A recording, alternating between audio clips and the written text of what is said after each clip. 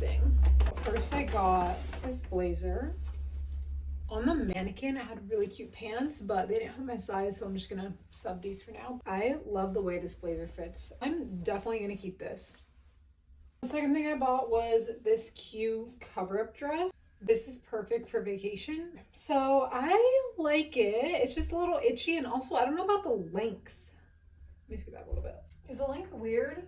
Or maybe I'm just not used to it. I'm used to wearing like either long or short, but I don't know. What do you guys think? It is really itchy though.